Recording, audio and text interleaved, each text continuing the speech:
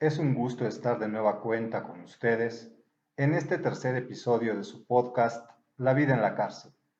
Yo soy Jaltor Gabé y tal como debe de ser y siempre lo será, es un verdadero placer contar con su presencia. En esta ocasión hablaremos de un tema que me parece de suma importancia para toda la sociedad. Continuando con el orden preconfigurado para el desarrollo de nuestros programas, en este capítulo se detallará el por qué se tiene la concepción de que las cárceles son universidades del crimen. Y esto es más que un simple dicho social, pero ¿alguna vez se han detenido a reflexionar cuánto hay de verdad o de mentira en estas palabras? Creo que, en ese sentido, lo que puedo relatarles ofrecerá una significación abundante al respecto. Como en los videos anteriores, me valdré del relato de mi propia experiencia para dar cuenta a este respecto. Así que sin más, comencemos.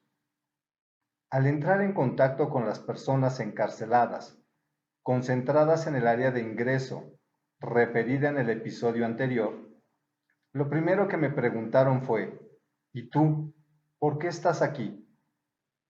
Al referir el delito por el que había sido acusado, la gran mayoría reaccionó con cierta incredulidad y o asombro ante mi escueta respuesta, como que no podían concebir que alguien con mis características particulares hubiese sido puesto a disposición por un delito tan grave. Mas por si las dudas, muchos prefirieron guardar sana distancia. Sin embargo, no faltaron quienes con actitud retadora me confrontaron para saber más detalles, viéndome, si no obligado, impelido a narrar parte de mi historia a unos cuantos. Pronto me di cuenta que era casi un procedimiento ritualístico el que cada uno contara las particularidades del delito que los había hecho caer en prisión. Entiéndase dicho procedimiento como el conjunto de acciones ceremoniales realizadas una y otra vez, las cuales poseen un valor simbólico o representativo, o sea, que nos acerca a una realidad determinada sin que nos consten de facto los hechos. Desde la psicología, estas acciones están inscritas en un credo, una ideología o una tradición cultural específica.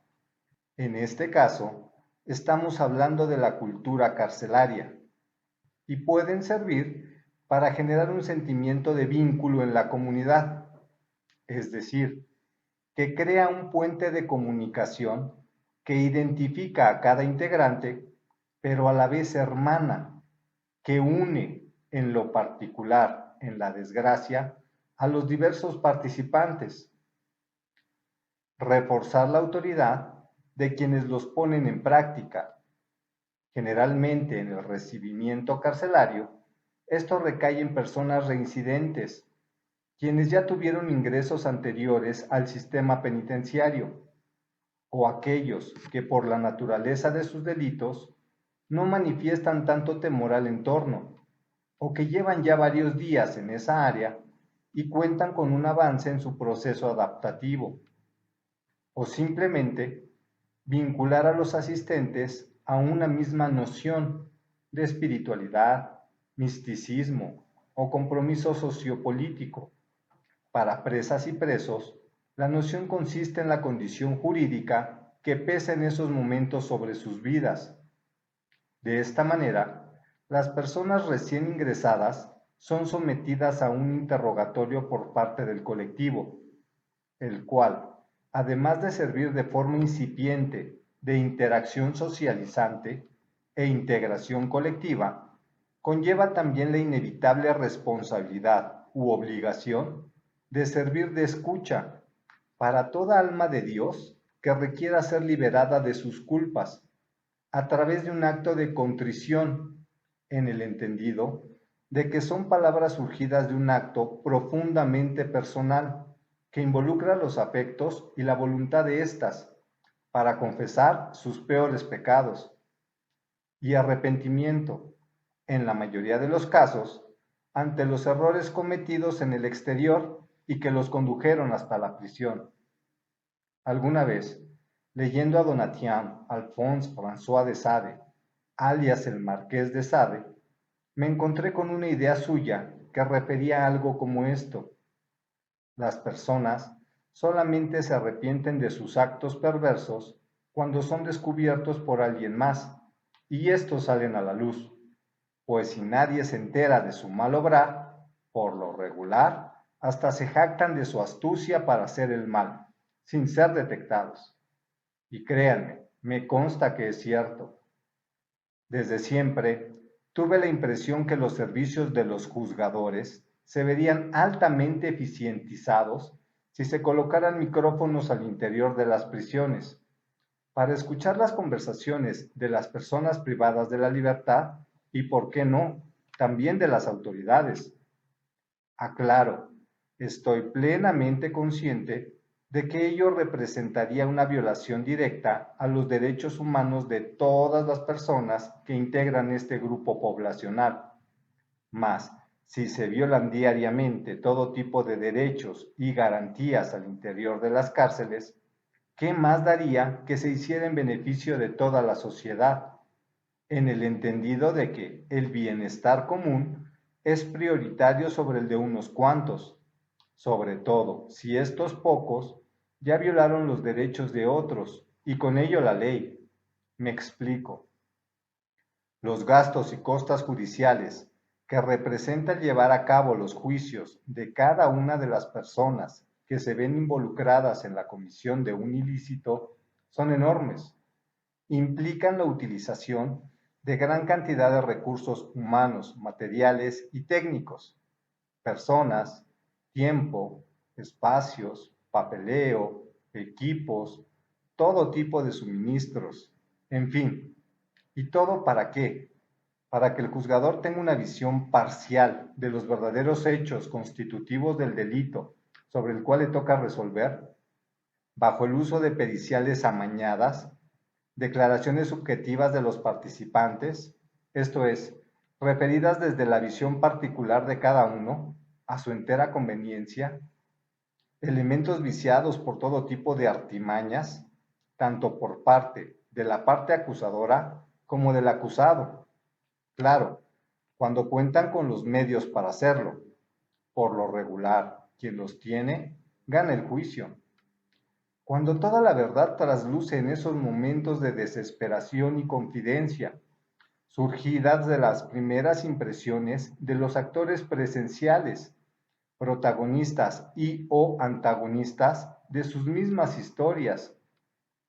Esos mismos juicios larguísimos y de dudosa interpretación jurídica se verían resueltos en un brevísimo espacio de tiempo, ahorrándole al sistema penal y por tanto a la sociedad que sostiene el gasto de ese aparato institucional una enorme cantidad de recursos desperdiciados en balde, de manera mucho más efectiva y segura respecto de las verdaderas intenciones y o acciones de los infractores, haciendo de la impartición de justicia un acto más fidedigno y ajustado a la realidad de las circunstancias particulares de cada asunto, sin necesidad de usar ningún tipo de coacción o coerción, pues un común denominador de todas las personas, cuando se ven sometidas a una situación que rebasa su propia capacidad para resolverle, es buscar fuera de sí las respuestas que les están haciendo falta, y aunque no siempre se obtienen dichas soluciones, el mero hecho de expresar el miedo, dolor, tristeza, angustia, desespero, congoja, preocupación o lo que sea que se esté experimentando en ese momento difícil, es liberador. Y en el caso de quienes llegan a verse sometidos a una situación de cárcel, esta es una regla, no una excepción. Esto es parte de los mecanismos de defensa que implementamos de manera inconsciente para mantener nuestra propia estabilidad, tanto psíquica como emocional. Pero, ¿qué es esto de los mecanismos de defensa? son procesos inconscientes en todas las personas que tienen la función de brindarnos una idea de protección. En concreto, sirven para proteger la idea de uno mismo y su autoestima. En palabras simples, nos permiten estar en paz con nosotros mismos y con lo que nos rodea, ayudándonos a observar una conducta socialmente aceptada. Ojo, la conducta se adapta al medio en el que uno se está desenvolviendo. Sin embargo, el uso de estas ayudas no siempre resulta beneficioso, pues si se abusa de ellas o se da un uso inadecuado, puede generar la pérdida de conciencia de la realidad en que estamos inmersos. Y esto sucede con muchos al interior de las cárceles, que son incapaces durante mucho tiempo de adaptarse a y aceptarse en esa realidad, sirviéndose de estos mecanismos para vivir en una realidad alterna, impidiendo en ellos una adecuada adaptabilidad al medio, lo cual los conduce a vivir situaciones muy duras, incluso degradantes y de abusos por parte de quienes les rodean. Este tema lo abordaremos cuando entremos en materia de violencia en otros episodios. De acuerdo con Sigmund Freud, médico y neurólogo austriaco, nacido en 1856, considerado como el padre del psicoanálisis, los mecanismos de defensa tienen como objetivo principal hacer desaparecer la angustia o sufrimiento causado por las ideas y o emociones. ¿Se imaginan el vuelco de pensamientos y emociones que produce el enfrentarse a un medio totalmente desconocido para la mayoría, del cual se tiene una percepción, gracias a las películas, noticias y o relatos de terceros, de que es un ambiente brutal, violento, al cual está sujeto sin escapatoria posible y con una carga emocional de culpa, vergüenza, tristeza, soledad, miedo, desesperanza? Sí o sí, se activan estos mecanismos de defensa.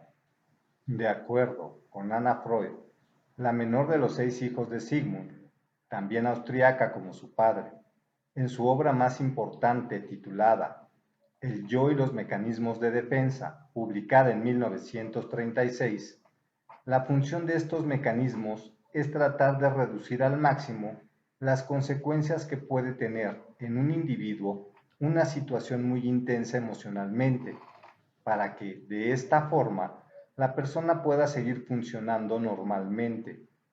Ella refiere que, a través de los mecanismos de defensa, las personas logran un reequilibrio entre las realidades internas y las externas, lo que piensan o conciben, con lo que experimentan en ese momento.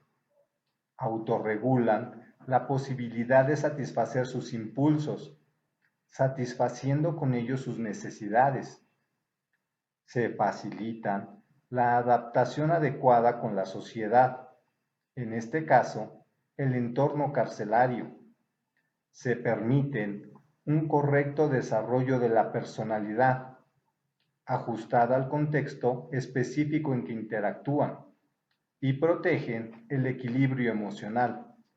Regresando al análisis de la narrativa, el mero hecho de compartir las particularidades de cada hecho delictivo entre tantas personas es bastante ilustrativo en torno a la transmisión de saberes delincuenciales. ¿Cuál fue la dinámica del delito? Es decir, ¿cómo procedieron? ¿Cuál era su metodología? ¿Qué armas se usaron? ¿Cuál era su plan de escape? ¿Con quiénes coparticiparon? ¿Cuántas veces lo habían hecho hasta antes de ser aprehendidos? Pero no se crea que esta es una situación que se vive de forma exclusiva al ingresar a un penal. No, esta historia se repite cada vez que se es transferido a un espacio de confinamiento diferente. En aquella época, a mí me tocó pasar de ingreso a COC, o lo que se conocía como Centro de Observación y Clasificación, y de ahí a la población general. Hoy en día se llega como primer zona de confinamiento al área de medidas cautelares.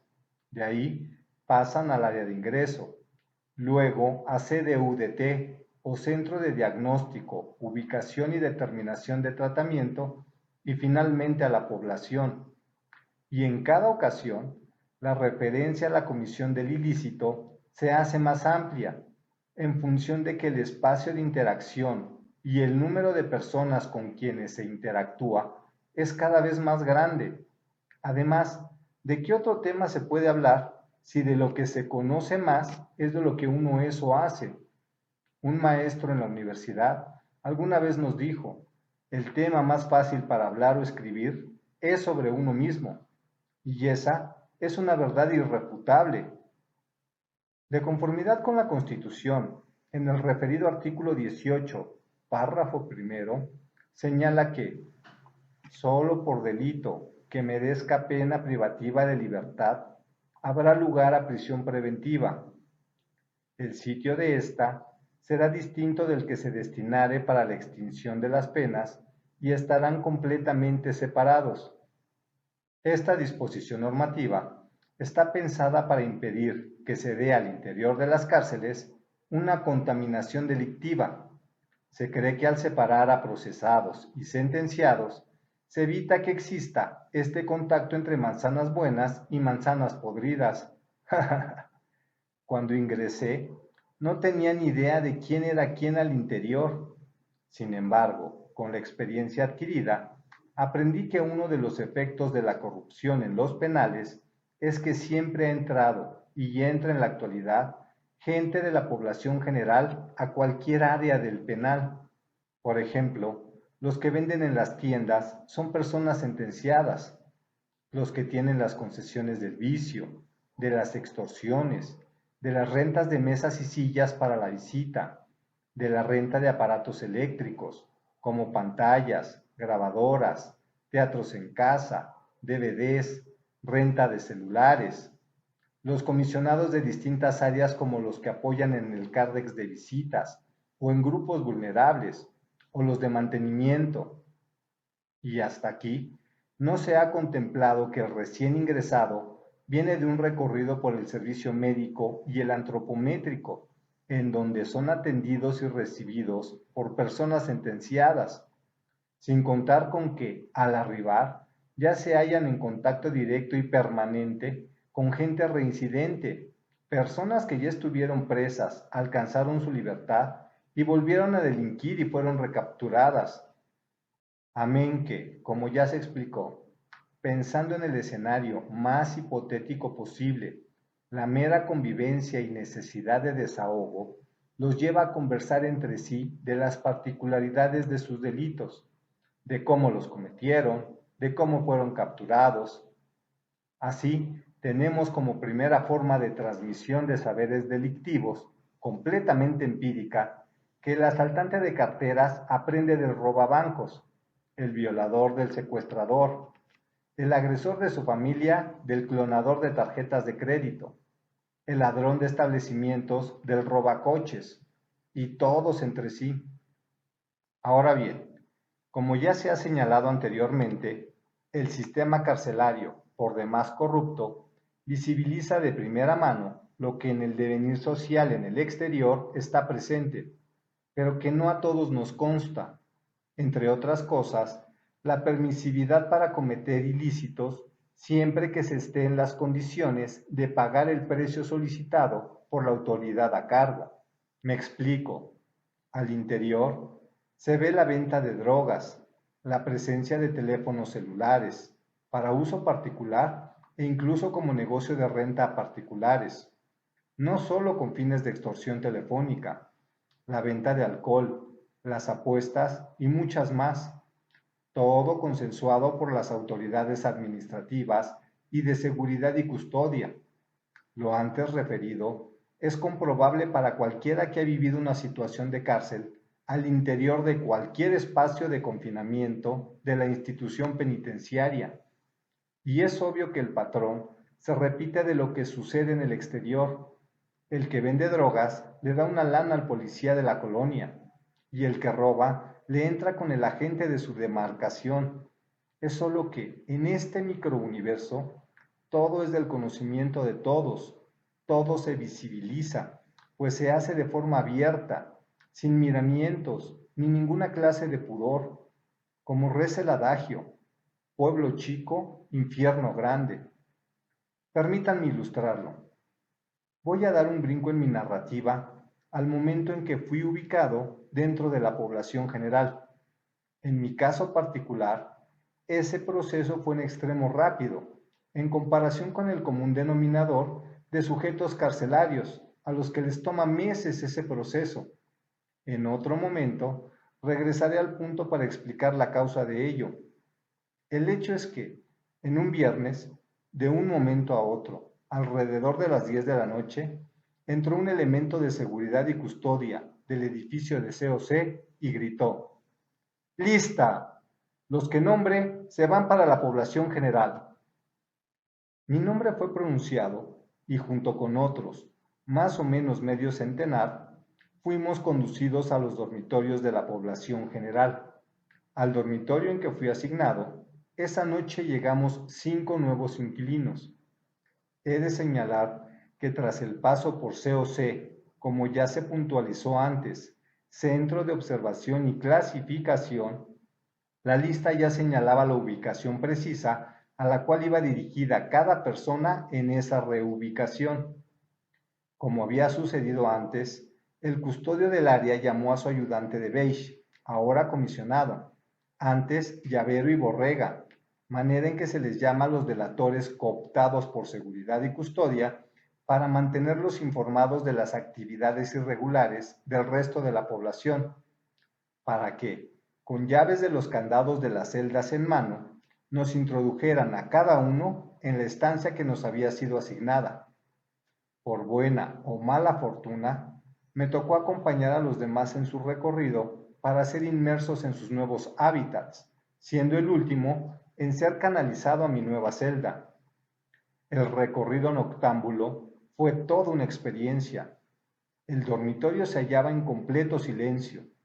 Todas las estancias tenían las luces apagadas y los pasillos estaban en penumbra, destilando todo tipo de olores fétidos, olores de pies, de traseros sucios, de comida en descomposición, con ratas y cucarachas paseándose por todos lados, lo cual, sumado a la expectativa de la bienvenida de rigor por parte de los nuevos compañeros de estancia, provocaban un aire de tensión que aumentaba con cada paso.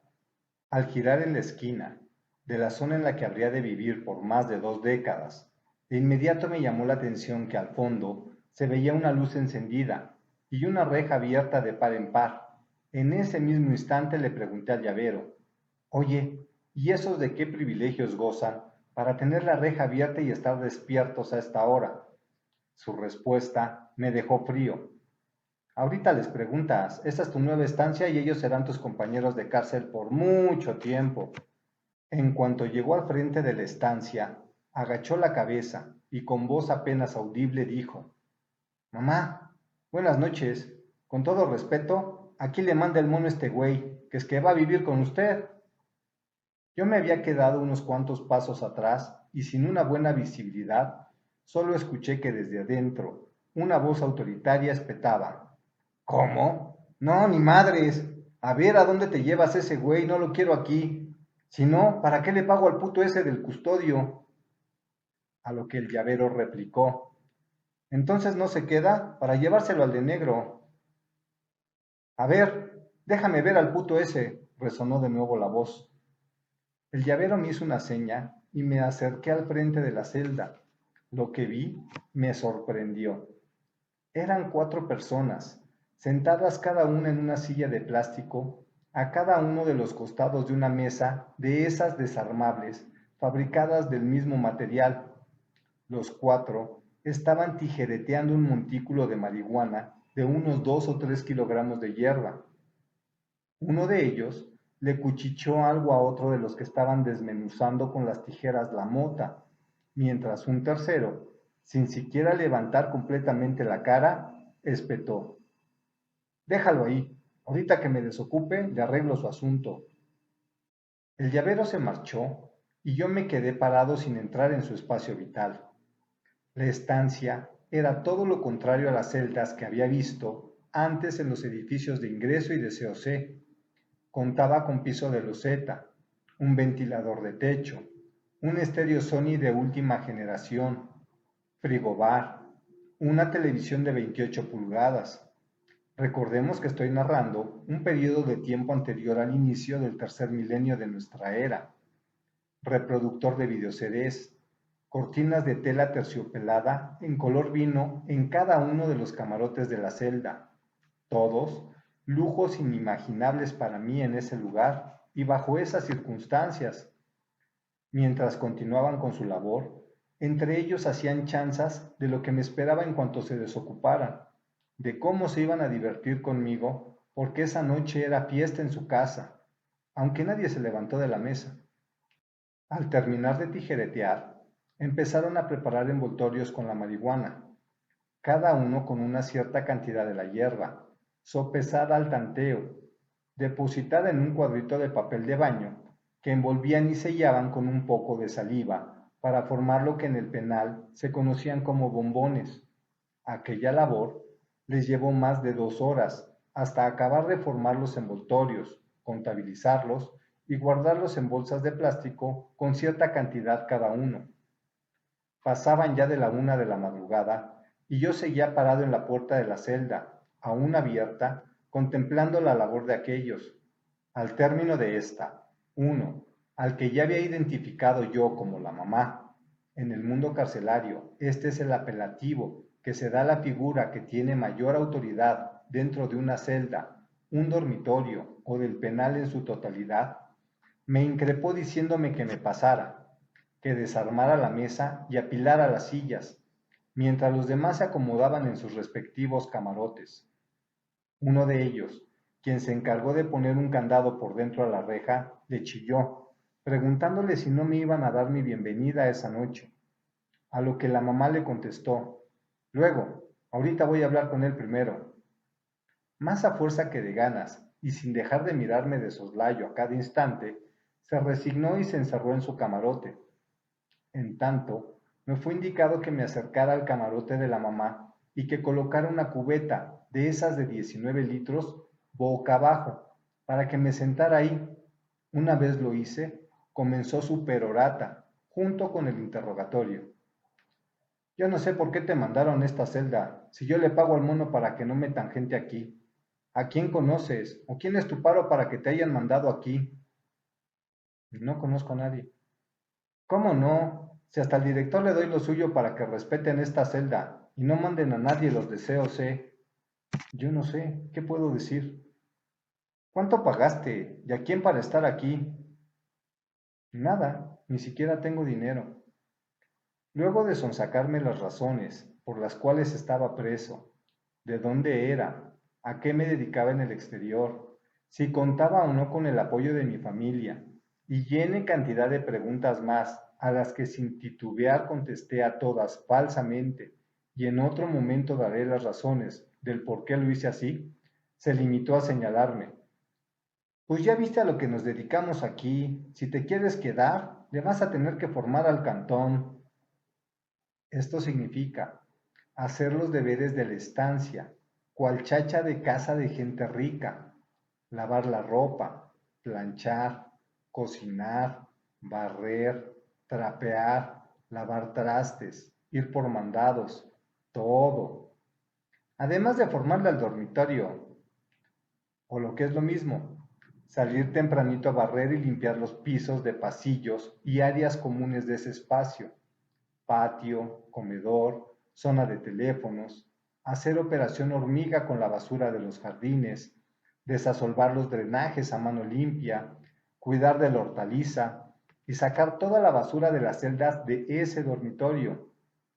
Y ser parte de mi pandilla, o sea, estar a las necesidades de su grupo delincuencial. Mis opciones, ninguna. Preguntó si conocía a alguien del penal con quien pudiera irme a vivir a su estancia. A nadie, contesté. Si tenía dinero para pagar a los monos un cambio de celda. No. Si podía conseguir dinero en el exterior para moverme. No. Si contaba siquiera con algo para la lista. No. Que cómo le había hecho hasta ese momento para pagar mis listas, lavando ajeno. Que si no había ahorrado nada de las lavadas. No, porque iba al día. Que si por lo menos tenía primas, tías, amigas o alguien que pagara con su cuerpo por mi comodidad en prisión. No.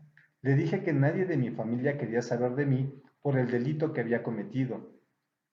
No sé si fue por lástima, empatía, resignación o qué fregados, pero entendió que de mí no iba a poder exprimir absolutamente nada, por lo que terminó por decirme que, no habiendo otra opción, me iba a quedar en la celda, pero que tendría que vivir bajo sus órdenes, acatando todo lo que él me indicara, o de lo contrario, me iban a dar una brutal golpiza hasta que terminara yéndome de protección, es decir, que pidiera mi cambio al dormitorio de protección, sustentando mi petición en las huellas que dejaría en mi cuerpo la golpiza necesaria para que mi petición fuese valorada.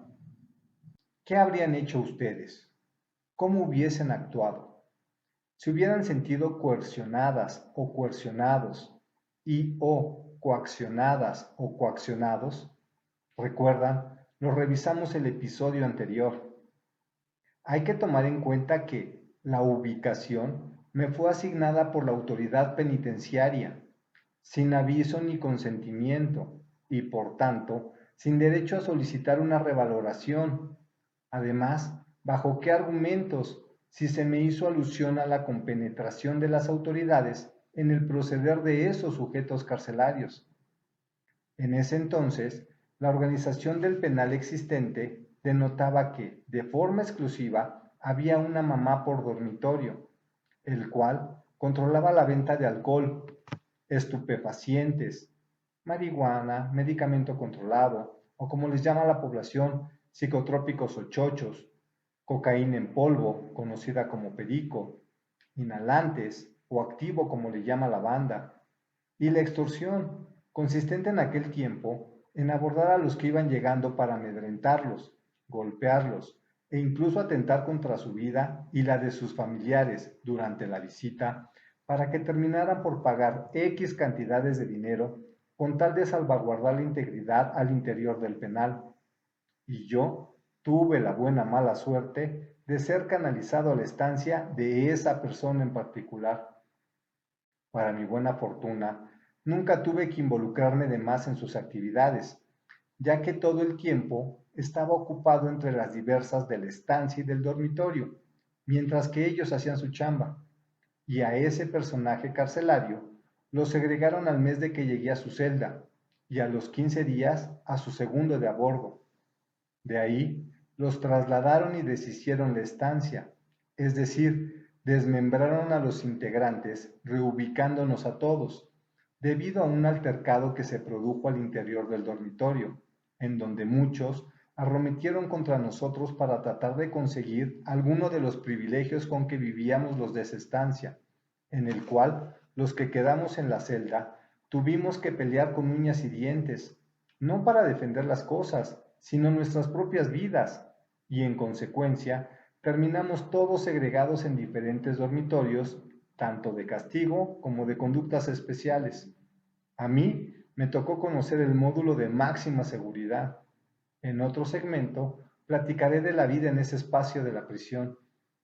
El hecho de mostrar es que, al igual que pasa en el exterior, al cortar con una cabeza de un grupo delictivo, de inmediato alguien más se encumbra, alguien más ocupa ese lugar.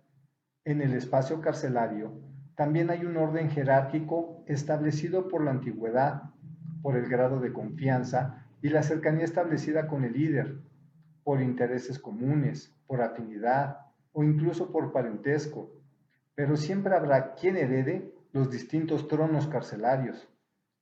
Y si lo narrado nos ayuda a explicar la criminogénesis y la criminodinámica de esos ayeres, hoy día es peor, gracias a la polidiversificación de actores, es decir, la gran cantidad y variedad de personas que ocupan lugares de jerarquía en la estructura social vigente. Ahora, El que tiene dinero suficiente para pagar una concesión de vicio, vende vicio. El que prefiere una concesión de extorsión al interior del penal en contra de los recién llegados o a través de una línea telefónica en contra del resto de la sociedad, en eso se gana la vida. El que quiere acaparar determinados productos o servicios esenciales, paga y lucra con ello. El que quiere una posición privilegiada en cualquier sentido y tiene para costearlo, lo logra. Con lo que se ha conseguido que cualquiera, en algún momento, tenga como opción el aprender diversos artegios, entiéndase, especialidades a las que se dedican los delincuentes a través de su convivencia diaria con los demás, para mejorar su estatus en la sociedad carcelaria. Pero hagamos una pausa para explicar eso de la criminogénesis y la criminodinámica. Ambos conceptos provienen de la criminología. Esta es una ciencia inter y multidisciplinaria en la cual intervienen muchas ramas del conocimiento científico, cuya finalidad es el estudio, análisis, intervención y profilaxis, o sea, prevención y tratamiento, tanto del crimen como del criminal y la criminalidad, por lo que el objeto de estudio de la criminología sería la conducta antisocial, aquellas conductas que se desvían de lo normalmente aceptado por la sociedad y que atentan contra la integridad de ésta. Fue Rafael Garofalo, el jurista italiano, quien acuñó por primera vez el término de criminología, cuyo significado etimológico proviene del latín criminis, crimen o delito, y del griego logos, tratado o estudio, por lo que su definición más pura es estudio del delito. Ya entrados en materia, la criminogénesis es el estudio de las causas que llevan a una persona a realizar un acto antisocial o criminal. Tiene carácter científico, toda vez que se enfoca en descubrir y analizar todos los posibles factores que pueden influir en una persona para que ésta cometa un delito. Cabe señalar que gracias a la comprensión de la criminogénesis, es posible concebir la implementación de políticas y estrategias que coadyuven con la prevención del delito y rehabilitación del delincuente. Ojo, desde esta postura, pareciese que se trata a las personas que delinquen como enfermos que requieren una cura, y eso demerita, ante el entendimiento de muchos especialistas, este término.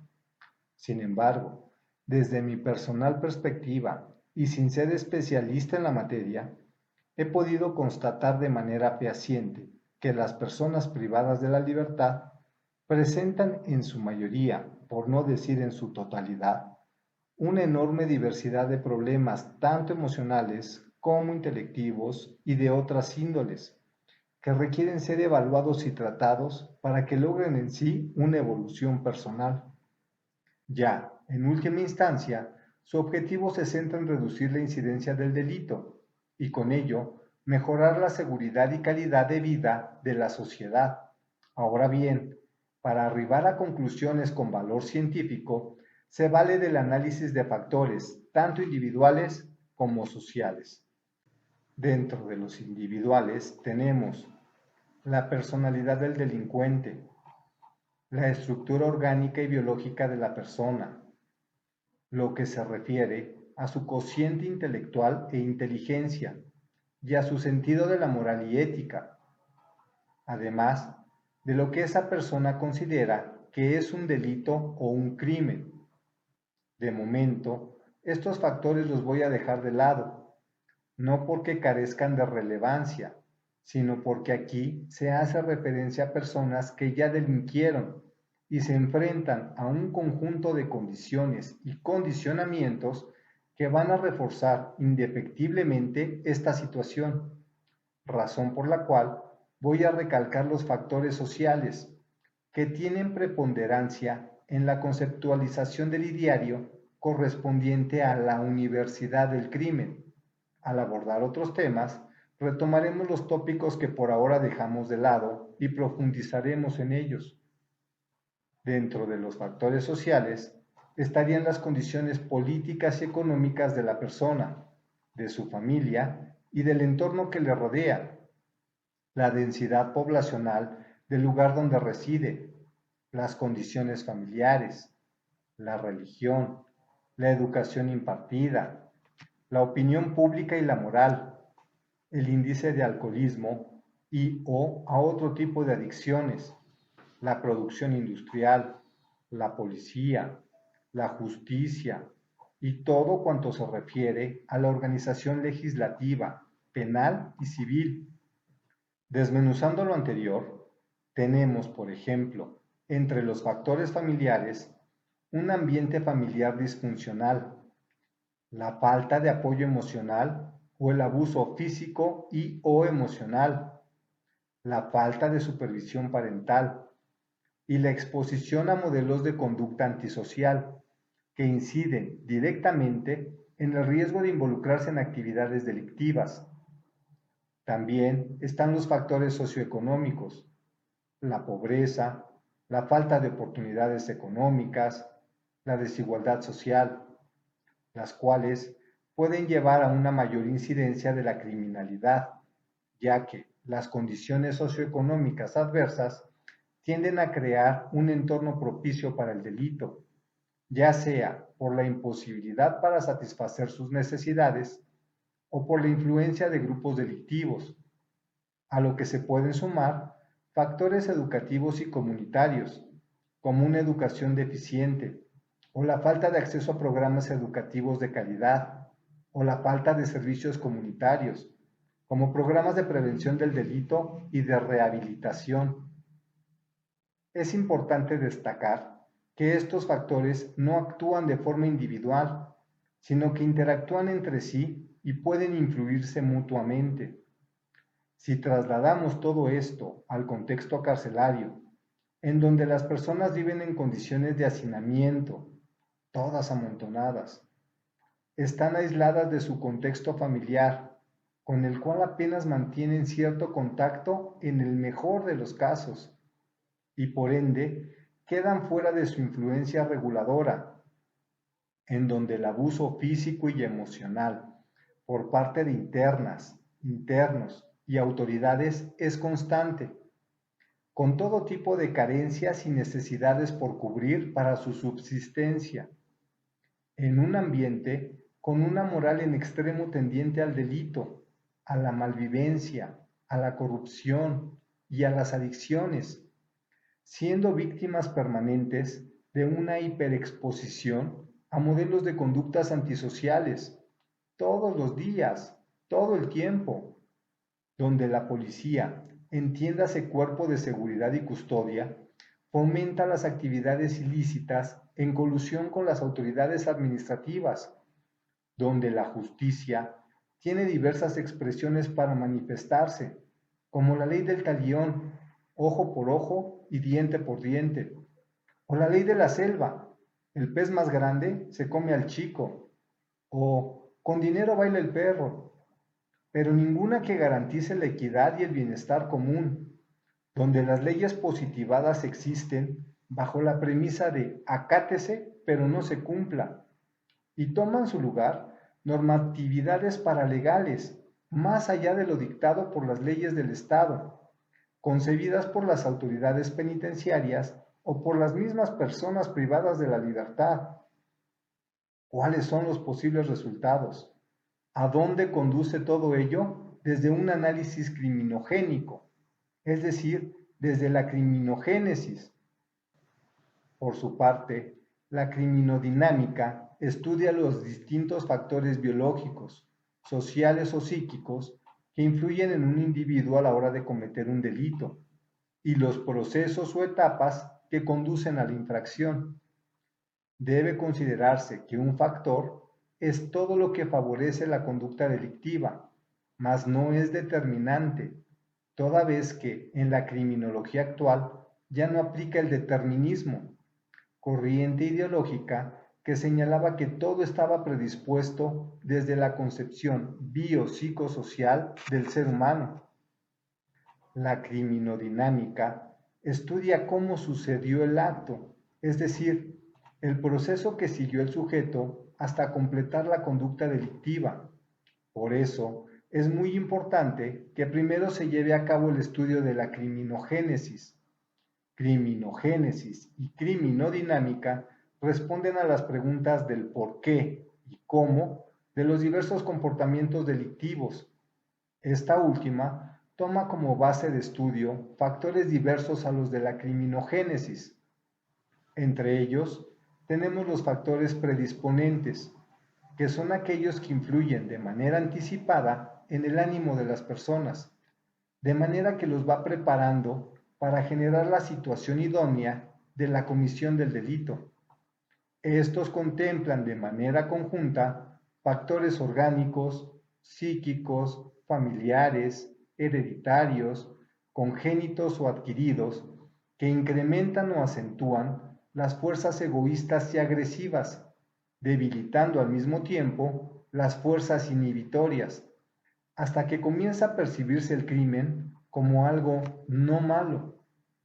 En el contexto en que estamos desarrollando el análisis, tenemos que ante el distanciamiento presente con el núcleo primario de cada persona, por ende de sus valores y principios aborígine, de origen, y la urgencia de ver satisfechas sus necesidades más básicas, que no satisface el sistema penitenciario, las personas se sienten frustradas, acorraladas y empujadas a hacer lo que sea necesario para cambiar esa situación de precariedad.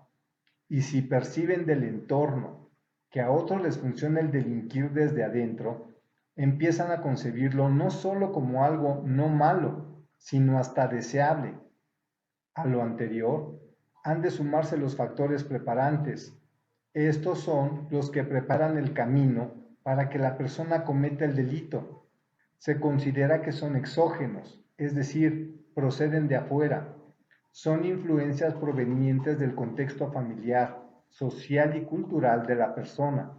En adhesión a lo ya comentado, se agrega el ejemplo que se percibe de los demás, desde la propia estancia, con los que uno está obligado a interactuar todos los días de su condena, en donde se observa que se pueden dar el lujo de vestir con ropa de marca y tener varios pares de tenis al grito de la moda, de comer literal lo que se les antoja, de gozar de todo tipo de privilegios, como la compañía de una mujer hermosa o la droga de su predilección, llevando una vida pletórica de lujos, al tiempo que logran una posición destacada dentro del conglomerado social de la prisión, y que además te preparan, te enseñan el know-how, la técnica exacta, paso a paso, para cometer el ilícito con el que pueden alcanzar esa calidad de vida al interior de las cárceles. Y por último, los factores desencadenantes, que son los que detonan el comportamiento antisocial, precipitando los hechos, soledad, carencias y frustraciones que pueden ser resueltas mediante la invitación de otros o el autoinvolucramiento en la comisión de actos delictivos. El colmo es cuando las mismas autoridades penitenciarias hacen la oferta, la proposición de dedicarte a este tipo de actividades para que se cuente con una solución u opción para vivir mejor en la cárcel, toda vez que aquello redunda en una mayor entrada de dinero para dichas autoridades. La escuela sociológica afirma que la causa proviene del entorno, de factores ambientales y sociológicos, y que los factores que influyen en las causas del delito tienen en cuenta tanto el comportamiento de la persona como su entorno y su historia familiar. Así tenemos presentes en la Universidad del Crimen todos los elementos constitutivos que dan origen a la comisión del delito desde la criminología. 1. Una causa criminógena, condición indispensable sin la cual el comportamiento delictivo no se manifiesta nunca. Es su principio activo, en nuestro análisis, un entorno delictivo. 2. Condiciones causales, o lo que es lo mismo, factores que condicionan el efecto denominados también factores criminógenos. La soledad, carencias, frustraciones, necesidades, el ejemplo de otros. Y 3, ocasión. Es la circunstancia que favorece el acto. Se le llama condición criminógena. Todo se presta para la actividad delictiva, la inactividad, el tiempo ocioso, el lugar, la corrupción, las autoridades, la gente. No voy a omitir que hay ocasiones en que las personas se ven obligadas a adoptar estas directrices de vida, a punta de golpes, amenazas y diversidad de lesiones, tanto físicas como emocionales.